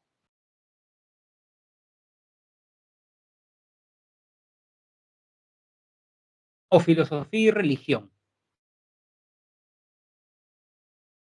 La filosofía busca problemas concretos. ¿Ya? ¿Y la religión? Se basa más que todo en la fe. O sea, más que todo la filosofía es racional y la religión se basa en la fe. ¿Ya? ¿Alguna otra respuesta, jóvenes? La religión es creer, pero no dudan, no preguntan. ¿Ya? ¿No? Religión, o sea, es interesante porque lo que yo voy a hacer es distinguir la filosofía a partir, nos dice, la filosofía es crítica y racional y la religión se basa en la fe dogmática. Muy bien. Totalizadora. Esto me sirve para distinguir a la filosofía de la ciencia. ¿Por qué? A ver, jóvenes, pensemos que la realidad es un pastel. La ciencia siempre es regional, o sea, el científico es un saber especializado, sabe de algo. Profesor, yo quiero especializarme en los seres vivos, biología. Yo en la materia, química. Yo en los cuerpos, tiempo y espacio, física. Yo en los números, matemáticas. Incluso el biólogo luego se especializa más, zoología o botánica. Zoología. Luego más, profesor, yo me he especializado en peces, soy un ictiólogo. Es más, soy el especialista peruano en peces de río. ¿Se dan cuenta? La ciencia es saber de algo bien específico. En cambio, la filosofía, a diferencia de la ciencia, jóvenes, es totalizadora, o sea, no divide el pastel.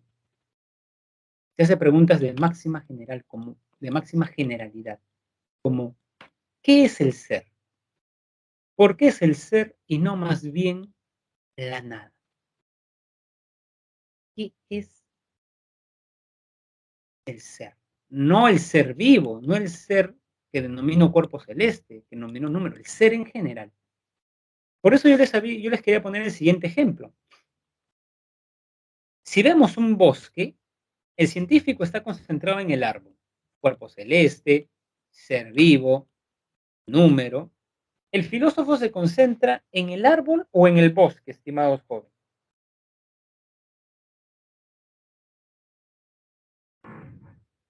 En el árbol.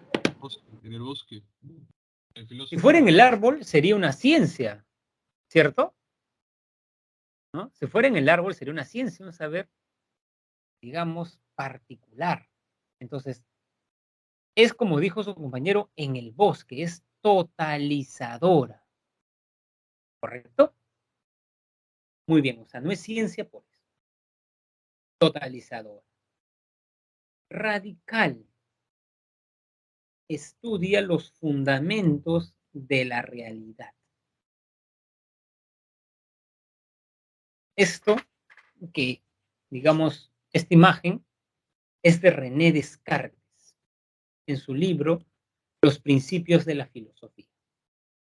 Seguimos con el ejemplo, bueno, ahora del árbol.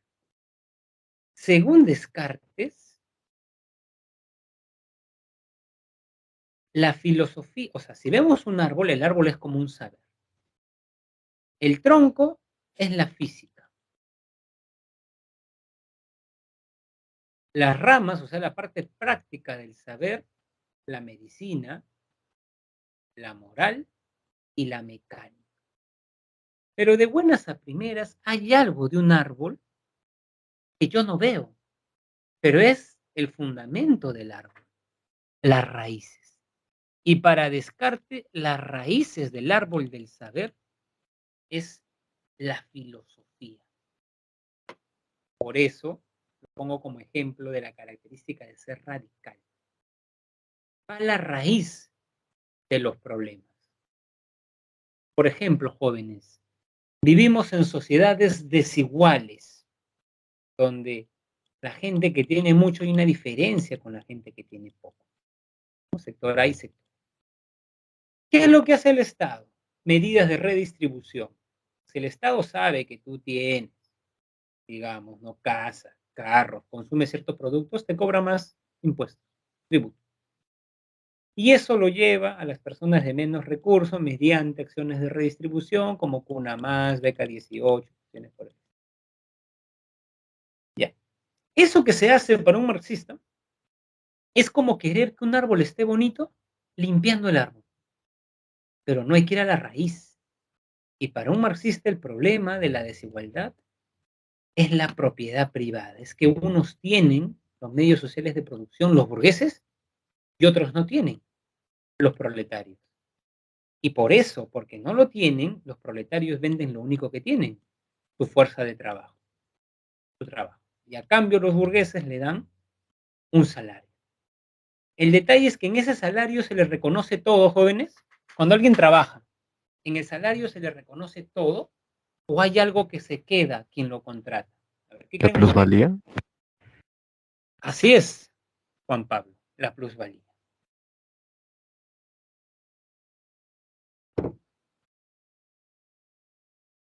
Entonces, si tú quieres acabar con la pobreza, ¿qué debes hacer? ¿Acabar con qué? La propiedad privada. ¡Qué radical, profesor! Sí, Marx es radical. Eso es el comunismo, ¿no? Acabar con la propiedad privada. ¿Correcto? ¿No? Muy bien, muy bien. Entonces, la filosofía también es radical. Es racional. Y eso es interesante porque, a ver, jóvenes, ¿hay filósofos que creen en Dios? No. Sí, No, nos profesor. dice su Sí, sí hay. Sí, Sí hay. y su compañero Son Kevin Tomás dice de que Aquino. sí. Sí, Tomás de Y es, Aquino. por ejemplo, ¿no? Claro, Descartes lo demostró. Descartes lo demostró en el libro tercero y quinto. Pascal también. Kant también creía en Dios. Tomás de Aquino también, ¿no? Digamos, algunos filósofos han creído. Lo que quiero que vean es lo siguiente.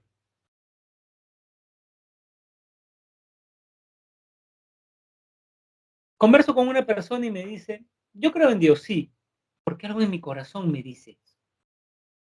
Profesor, entonces, ¿por qué es filósofo alguien que cree en Dios? Porque en realidad lo que define al filósofo no es la respuesta que da, sino es los argumentos que defiende para sostener su respuesta. Yo llevé en San Marcos un seminario sobre Tomás de Aquino, ¿no? Para leer sus pruebas que demuestran la existencia de Dios. ¿Correcto? Claro, de nuevo, profesor, pero Si una persona dice que cree en Dios porque algo en su corazón se lo dice, es que ahí no hay ningún argumento. O sea, lo que define a un filósofo no es tanto la respuesta, es que su respuesta la defiende con argumentos. Hay filósofos que están en contra de la democracia, Platón, pero de argumentos. Interesante, ¿no? Platón dice, si la sociedad es un barco que está en una tormenta, ¿quiénes deben dirigir el barco? ¿Los marineros o todos? ¿Qué creen ustedes? ¿Los que saben o los que no? Solo los que saben. Los que saben. Para Platón la democracia es un problema, porque la democracia es creer que cualquiera puede estar en el poder. Los mejores deben estar en el poder. Por eso para Platón es problemático la democracia. La democracia es creer que el pueblo tiene la mejor opinión, pero si el pueblo no está educado, dice Platón, ¿no? ¿Correcto? ¿No? Cada 5 años ocurre lo mismo con el Congreso, ¿no? Entonces Platón, por ejemplo, es antidemócrata. Entonces, no es que el filósofo defiende la democracia, no, el filósofo defiende lo racional, basa su opinión en argumento, ¿no? ¿Correcto? Muy bien. Por eso se diferencia de la ciencia, acá se diferencia de la religión. A ver. Crítica, no dogmática. ¿Qué es una persona dogmática, jóvenes?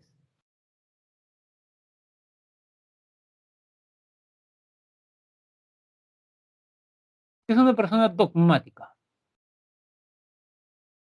¿Con qué relacionan la palabra dogma?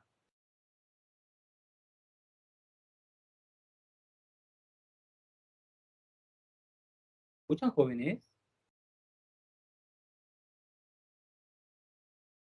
¿Qué suele ser una persona dogmática? ¿Que crean reglas? Que en reglas, en dogmas, verdad absoluta. Creen los dogmas que está en la iglesia. O sea, que defiende la religión, bueno, la Biblia, y es una iglesia.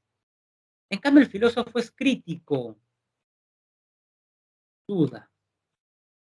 ¿Correcto? El religioso cree. El filósofo muchas veces duda. O sea, en religión, ¿por qué tú crees que Dios creó el mundo? Porque está en la Biblia. En la religión, en filosofía, alguien no puede decir, ¿por qué crees que la democracia no es una... Porque lo dice Platón. No importa quién lo dijo. Tocan los argumentos. Y hay que sospechar. No hay que aceptar verdad. O sea, en filosofía no hay, esto es verdad porque lo dijo Platón. No, hay que examinar lo que dice Platón. Lo hizo Aristóteles, además. Aristóteles criticó a Platón. ¿Correcto? Lo criticó. En cambio, si tú dices, el Papa Francisco dice eso, en cambio en la iglesia sí hay jerarquía. Ya dice Jesús, ¿no? En un famoso pasaje de la Biblia, cuando creo que era Tomás, no creía que había resucitado. Tomás decía, cuando yo vea a Jesús, voy a creer. Jesús lo llama y dice, pon tu dedo en mi llaga. Tomás sí cree. ¿Y qué dice Jesús? Bienaventurados quienes crean sin poder ver. Eso es la fe. No tienes por qué ver a Dios, tienes que creer. Cosas irracionales, como que una mujer, digamos, es virgen aún siendo madre, eso es contradictorio. En el tiempo de María, la única forma de quedar embarazada era mediante contacto sexual. Claro, no estábamos pues en la fecundación in vitro en el siglo XXI y más. ¿Cierto? Entonces, eso es la fe. Entonces, esto diferencia la. Y vamos a terminar con algo con lo cual comenzamos. El filósofo es problemático, tiene muchos problemas. Como dijo su compañera Alison, y no es acaso negativo estar ahí pensando, claro, tiene muchos problemas. ¿No? Tiene una pregunta. ¿Por qué debemos morir? ¿Qué dice la religión? Por el pecado original, la desobediencia de Adán y Eva. Pero el filósofo va a seguir. El filósofo tiene preguntas, encuentra respuestas en los libros, pero no cree en esas respuestas. Y sigue haciéndose las preguntas a tal punto que muchas veces inventa una respuesta. Es problemático. Por eso muchos dicen que el valor de la filosofía no es responder a las preguntas que suscitan, sino el valor de las preguntas. ¿Correcto? Muy bien. Nos vamos a quedar acá, jóvenes. Este PPT lo hacemos en la siguiente clase, ¿ya? Lo voy a apuntar ahora para recordarlo de las disciplinas filosóficas.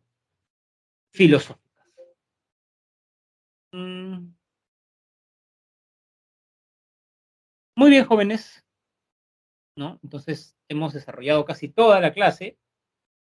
Nos vemos el siguiente viernes. Repasen, por favor, repasen. Y ya saben que cualquier duda que tengan la pueden formular en el mismo DCT. ¿Correcto, jóvenes? Muy bien, nos vemos, jóvenes. Cuídense, que tengan un buen fin de semana. No, profe, gracias por la clase. Cuídese, señor. Nos vemos, profesor. Nos vemos, cuídense. Vemos. ¿No? Saludos, Hasta profesor, luego. cuídense. Nos vemos, Kevin, cuídate.